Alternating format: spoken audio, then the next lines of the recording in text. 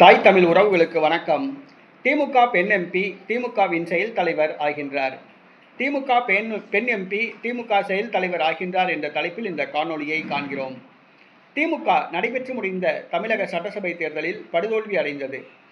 200க்கும் மேற்பட்ட தொகுதிகளில் வெற்றி பெற்று ஆட்சி அமைப்போம் என இருமாப்புடன் கூறியது. ஆனால் 59 தொகுதிகளை மட்டும் வெற்றி பெற்று மண்ணை கவ்வியது. திமுகவின் முதலமைச்சரே கொளத்தூர் தொகுதியில் தோற்றுப்போனார். 15 அமைச்சர்கள் தோற்றுப்போனார்கள். ஏறத்தாழ கருணாநிதி குடும்பம் முடிவுக்கு வந்தது என்றுதான் சொல்ல வேண்டும்.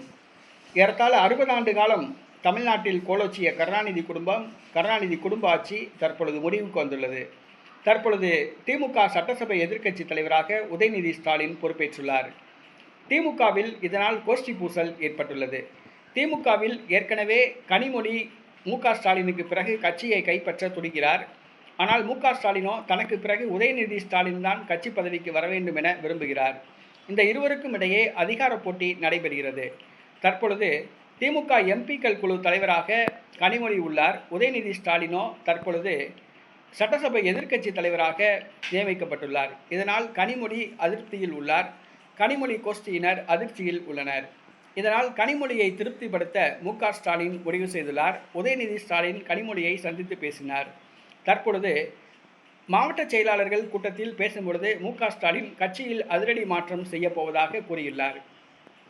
கனிமொழிக்கு செயல் தலைவர் பதவி வழங்கி திருப்திப்படுத்த திமுக முடிவு செய்துள்ளது. ஏற்கனவே கருணாநிதி உடல்நலம் குன்றியிருந்த பொழுது அவர் மரணமடையும் வரை மு.க.ஸ்டாலின் செயல் தலைவராக இருந்தார். பின்பு செயல் தலைவர் பதவி ஒழிக்கப்பட்டது. கருணாநிதி மறைவுக்கு பிறகு மு.க.ஸ்டாலின் தலைவராக பொறுப்பேற்று கட்சி நடத்துகிறார். தற்பொழுது மீண்டும் அந்த செயல் தலைவர் பதவி உருவாக்கப்பட உள்ளது. கனிமொழி செயல் தலைவர் பதவியில் நியமிக்கப்பட உள்ளார். திமுக பெண் எம்பி கருணாநிதியின் மகள் கனிமொழி திமுகவின் செயல் தலைவர் ஆகின்றார்.